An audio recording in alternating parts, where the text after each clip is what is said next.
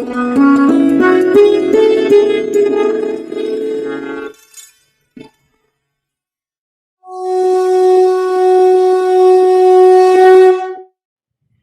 माता और बंधुओं, अब एक भजन होगा और भजन के साथ साथ सभी भाई बहन अपने अपने इष्ट को याद करेंगे, ध्यान करेंगे उनका। हमारा रास्ता ध्यान योग, ध्यान योग का है और ध्यान को कैसे अपनी जिंदगी में जोड़ते हैं ये जानना बहुत जरूरी है। कैसे जुड़ेंगे, कैसे बढ़ेंगे इस रास्ते के अंदर, कैसे अपने जीवन को सफल बनाएंगे, बहुत जरूरी है जानना। सबसे बड़ी बात यह है कि हमारा देश जो है आध्यात्मिक देश है और हमारे देश में 99% लोग ऐसे हैं जो परमात्मा को मानते हैं और अपने किसी न किसी ढंग से परमात्मा का पूजा करते हैं। तरीके अलग अलग हैं। 33 करोड़ देवी देवता हैं और हर 20 किलोमीटर पर भाषा बदल जाती है और परमात्मा का स्वरूप बदल जाता है।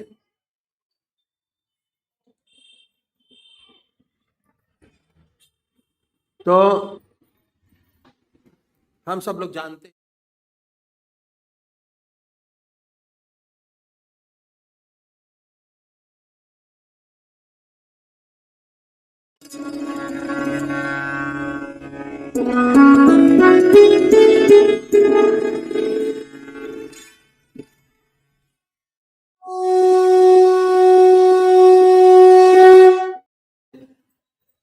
और जब हम इस जहान को छोड़ के जाएंगे तब भी हमारे साथ है।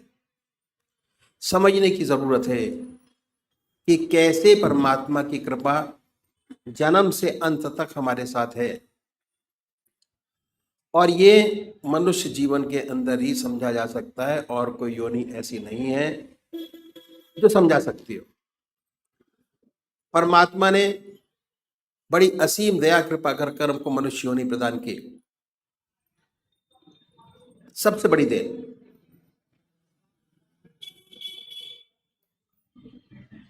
और हमारे सामने हमारे कर्म जो हम पहले जन्म में करके आए, कितने जन्मों के सत्कर्म हैं हमारी आत्मा के साथ, वो ये प्रदर्शित करता है कि हमको परमात्मा ने फ्री कर दिया।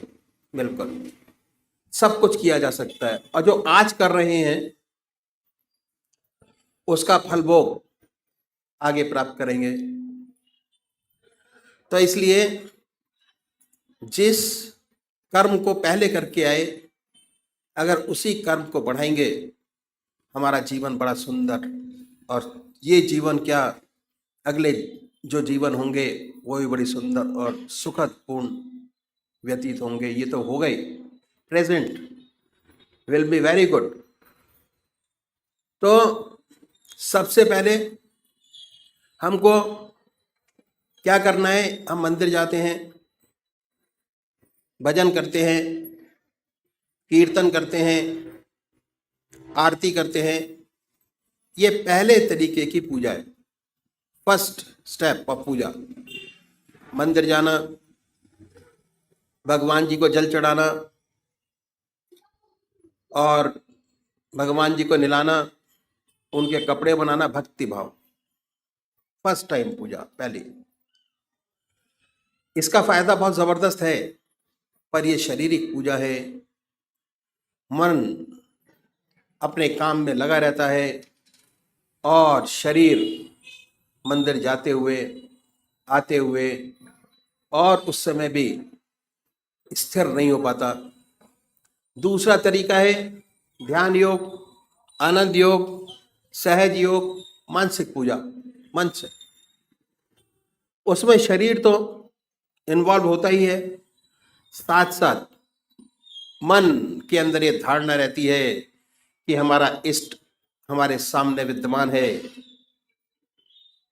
और कंसंट्रेशन हमारा जो पहली पूजा है उससे थोड़ा अधिक बनना शुरू हो जाता है। हमारा रास्ता ध्यान योग का दूसरे नंबर का तरीका है, जिसमें मन और शरीर दोनों साथ साथ इन्वॉल्व होते हैं, और कंसंट्रेशन हमारा बहुत सुंदर और अच्छा बनता चला जाता है अपने इष्ट के चरणों में। तो सबसे पहली बात कि हमको एक इष्ट का चुनाव करना है। सबसे पहला काम जो साधक है, सबसे बड़ा उसका काम एक इष्ट का चुनाव करना, और वो भी जो आपकी आत्मा को सबसे प्यारा और सुंदर लगता है उसको चुने। कोई वे राम को मानते हैं, कोई कृष्ण को मानते हैं, कोई देवी को मानते हैं, कोई हनुमान जी को मानते हैं। जो जिसका इष्ट है, 33 करोड़ देवी देवता में अपने इष्ट को चुन लीजिए, जो आपकी आत्मा को सबसे प्यारा लगता है। दो बत्ती अगरबत्ती जलाएं, बड़े प्यार से बैठिए सुखासन से। वो भी निश्चित कीजिए कि कौन सा आसन सब आपके मन को सबसे सुखदायी लगता है, जिसमें सबसे ज्यादा सुख हो, उस आसन पर बैठें। उसके बाद धूप बत्ती अगरबत्ती जलाएं, धूप दीप करें, वातावरण शुद्ध करें, मन प्रसन्न हो। उसके बाद बड़े प्यार से बैठिए। अगर कोई भजन आपको आता है तो गाइए, नहीं आता तो भावना बनाएं। उसके बाद ये महसूस करें कि जो हमारा परमात्मा है, जिसमें परमात्मा की सबसे ऊंची भावना डाली हुई है, जो आपकी आत्मा को सबसे प्यारा लगता है, उसको ये महसूस करें कि वो हमारे सामने विद्यमान है, आपके सामने सशरीर बैठा हुआ है। अब वो फोटो में नहीं है, मूर्त में नहीं है, सशरीर हमारे सामने मौजूद है। ख्याल से उस पवित्र मूर्त को अपने सामने बनाएं और ये ख्याल करें, बड़ी बड़ी आंखें हैं, गोल चेहरा है, जटाएं हैं, सर्पों की माला है। आपका इष्ट जो आपकी आंखों के सामने हमेशा आता है, उसको अपने सामने बनाइए, उस पर अपने मन को कंसंट्रेट करिए, उसी को देखिए। ना कोई और शक्ल बने, ना कोई और विचार आपके सामने आए। और जैसे ही आप ये प्रोसेस शुरू करेंगे, ऐसे ऐसे विचार आपके सामने आएंगे जो आपने जिंदगी में कभी सोचे नहीं होंगे। उन विचारों को हटाएं, फिर अपने इष्ट की याद में लगिए। फिर अपने विचार को हटाएं, अपने इष्ट की याद में लगिए। अगर आज ये ध्यान करते हुए, अपने इष्ट की मूर्त बनाते हुए, दिल की हर धड़कन से अपने इष्ट का नाम लेते हुए अगर 100 विचार 1 मिनट में आते हैं, तो कुछ समय बाद अगर यही प्रैक्टिस आपने जारी रखी, उन विचारों में कमी आएगी। और उसके बाद एक दिन ऐसा आएगा कि आप बैठे होंगे और आपका इष्ट सामने होगा, ना कोई विचार होगा ना ख्याल। उसमें ऐसे तल्लीन होंगे, ऐसे खोए होंगे, कितनी मन को शांति मिलेगी। जितना मन पर भार होगा वो हल्का होगा, और ऐसी ऐसी समस्याएं हल होंगी जो जिंदगी में आपने सोचे नहीं होंगे कि ये भी हल होंगी। बहुत सुंदर समा होगा, बहुत मन खुश होगा। मन खुश आत्मा खुश, प्रसन्नता ही प्रसन्नता है। समाज खुश, दूसरे वो भाई हैं जो निराकार भगवान के उपासक हैं, ओम अल्लाह वाहेगुरु, वो नाम को चुने, बड़े प्यार से बैठिए और ये सुखासन से और ये ध्यान कीजिए कि हमारे मन से ओम नाम निकल रहा है, या जो नाम आपने चुना है वो निकलता है और वाइब्रेट करता है पूरे शरीर के अंदर। उसके वाइब्रेशंस को महसूस करें, उसकी प्रेजेंस को महसूस करें और उसके आनंद से आनंदित होइए। ये पूरा रास्ता ध्यान योग का आनंद ही आनंद का है। बस थोड़ा समझने की जरूरत है। जैसे जैसे चीजें आपको समझ आती चली जाएंगी, वैसे आपका मन, हमारे शरीर के अंदर आनंद, चैतन्यता, खुशी हमारे मन के अंदर ही, हमारी आत्मा में है। जैसे जैसे उसकी पहचान होती चली जाएगी, उसके नजदीक होते चले जाएंगे, आप आनंदित रहेंगे और सुंदर काम होगा, समाज की बेहतरी होगी और बड़ी सुंदर अवस्था आपकी होगी। तो अभी एक भजन होगा और भजन के साथ साथ सभी भाई बहन अपने अपने इष्ट का ध्यान करेंगे।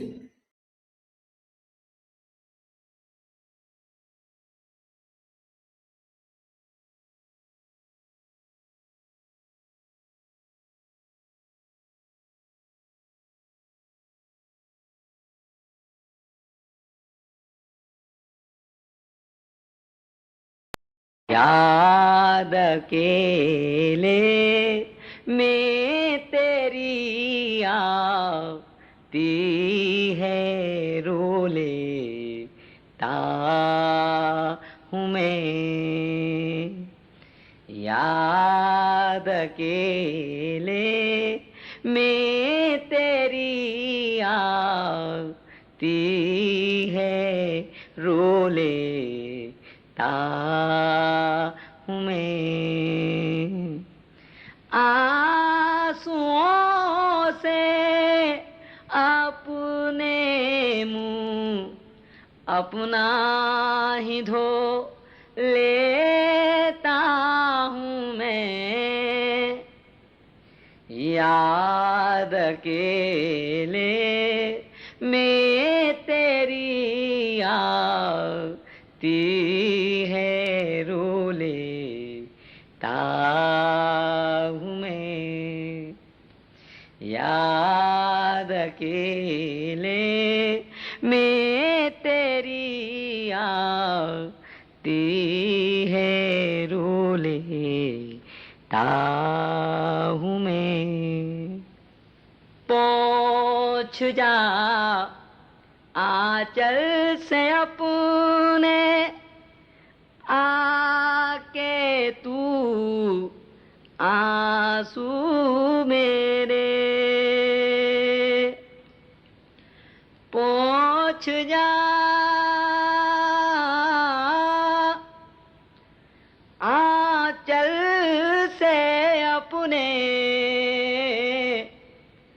आके तू आंसू मेरे।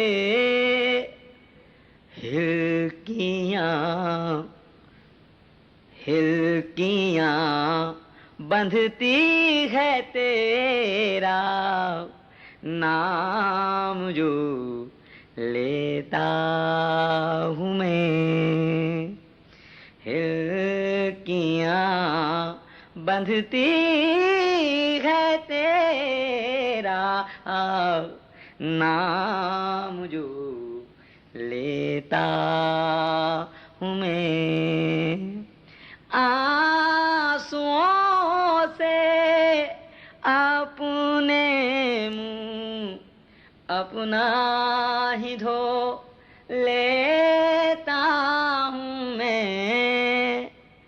याद अकेले में तेरी आती है, रो लेता हूँ मैं। याद याद अकेले में तेरी आती है, रो लेता हूँ मैं। काश सीने पर तेरे पड़ते ये आंसू प्रेम के, काश सीने पर तेरे पड़ते ये आंसू प्रेम के, अपने दामन पर मैं इनको थाम तो लेता हूँ मैं। अपने दामन पर मैं इनको थाम तो लेता हूँ मैं। आंसुओं से अपने मुंह अपना ही धो लेता हूँ मैं। याद अकेले में तेरी आती है, रो लेता हूँ मैं। याद अकेले में तेरी आती है, रो लेता हूँ मैं। याद अकेले में तेरी आती है, रो लेता हूँ मैं। याद अकेले में तेरी आती है, रो लेता हूँ मैं। आंसुओं से अपने मुंह अपना ही धो लेता हूँ मैं। याद अकेले में तेरी आती है, रो लेता हूँ मैं। याद अकेले में तेरी आती है, रो लेता हूँ मैं। पहुँच जा आंचल से अपने, आके तू आंसू मेरे पहुँच जा आंचल से अपने, आके तू आंसू मेरे हिलकियाँ बंधती है तेरा नाम जो लेता हूँ मैं।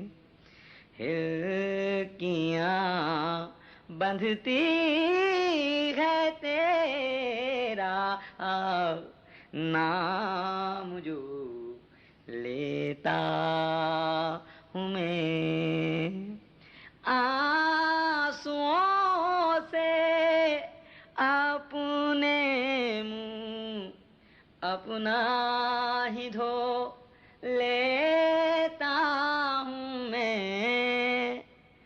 याद अकेले में तेरी आती है, रो लेता ताहू में याद अकेले में तेरी आती है रोले ताहू में। काश सीने पर तेरे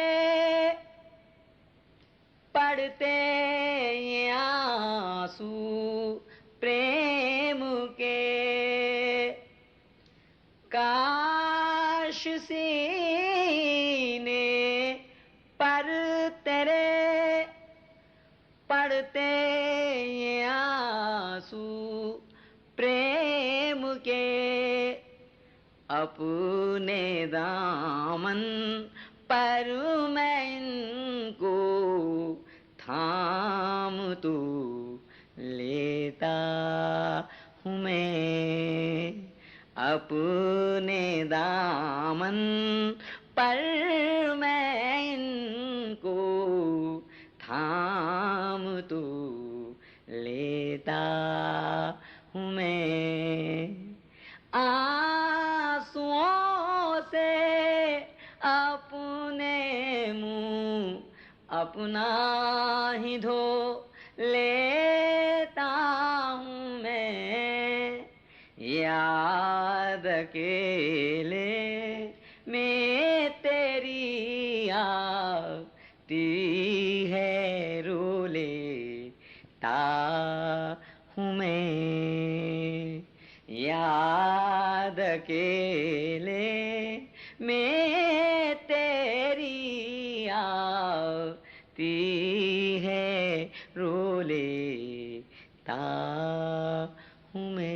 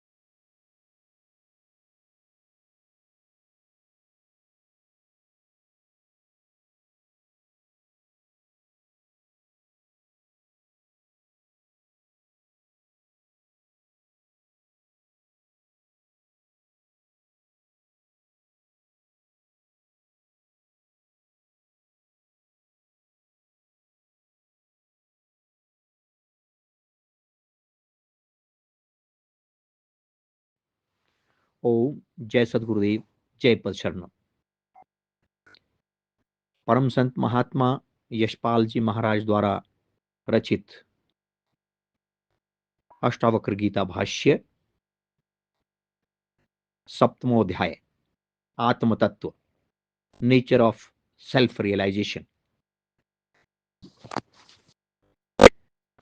मय्यनंत महाम्बोधौ विश्वपोत इतस्ततः भ्रमति स्वान्तवातेन न मम आस्ति असिष्णुतः। महर्षि अष्टावक्र जी प्रश्न करते हैं, हे जनक, यदि लय चिंतन नहीं होगा तो सांसारिक विक्षेप भी बने रहेंगे और वे कदापि दूर नहीं होंगे। राजा जनक उत्तर देते हैं, हे समस्त ज्ञान के भंडार परम श्रद्धेय सदगुरुदेव, आप इस तुच्छ दासानुदास को परीक्षा में न डालें।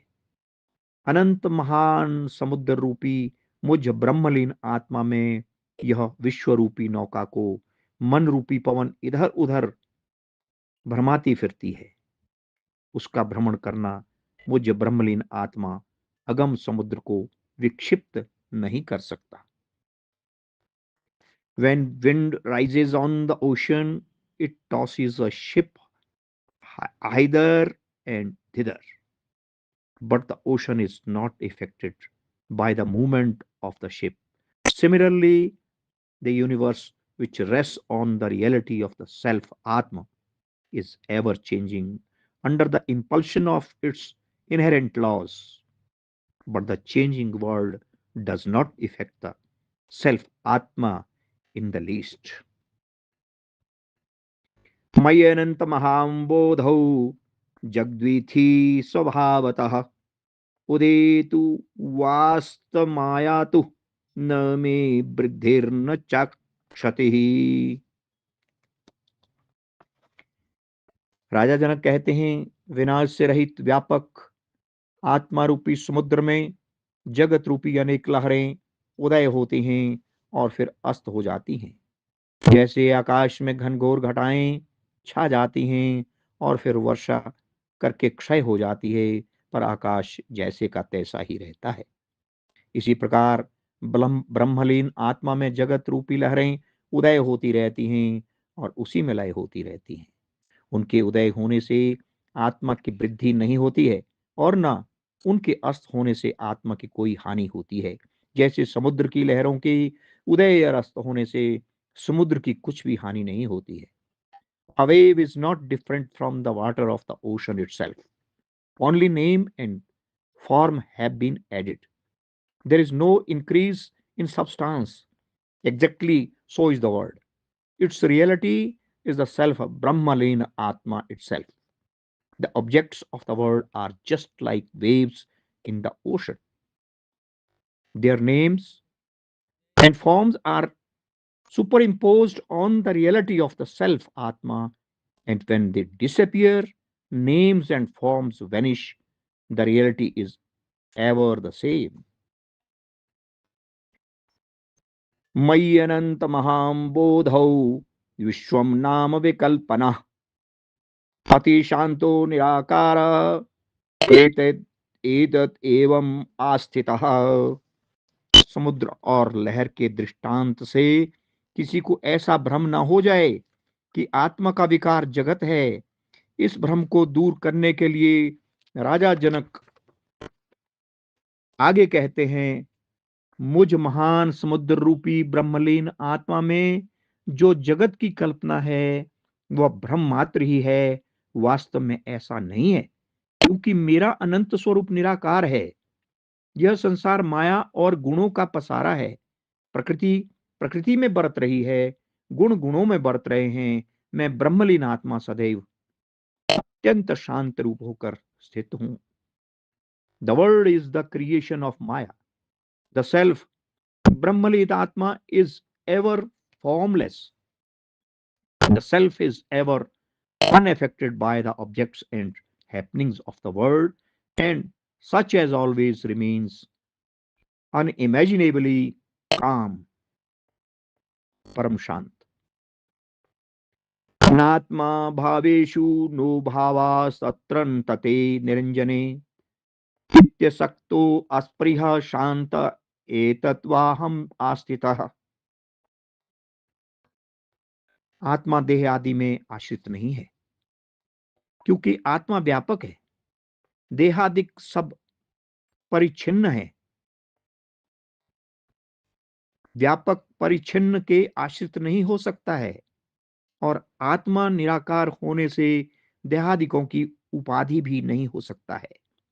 देहादि उस अनंत निर्द्वंद आत्मा में नहीं है। देह और इंद्रियादिक आत्मा की उपाधि नहीं है, क्योंकि आत्मा अनंत और निरंजन है, और देहादिक अंतवान और नाशवान है। आत्मा संग रहित, इच्छा रहित एवं शांत स्वरूप है। The self is all pervasive and infinite. It therefore cannot be contained by finite objects such as body and mind. Really speaking, all objects are superimposed on the self and therefore do not really exist in the self.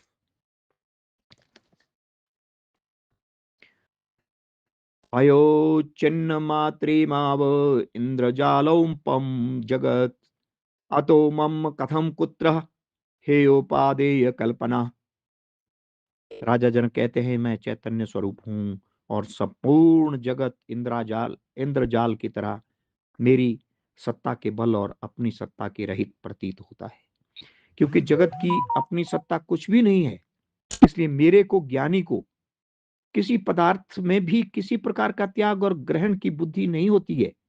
जो पुरुष जगत के पदार्थों को सत्य मानता है, उसी को उनमें ग्रहण और त्याग बुद्धि होती है। A man of self-realization looks upon this world as a juggler's show, false and illusionary, and having no existence, even though it is visible to him. As such, no object whatsoever in the world can either attract or repel him. इति श्री अष्टावक्र गीतामृत्याम सप्तमोध्याय समाप्तम। ओम। परमात्मा तो ही है, तेरी इच्छा पूर्ण।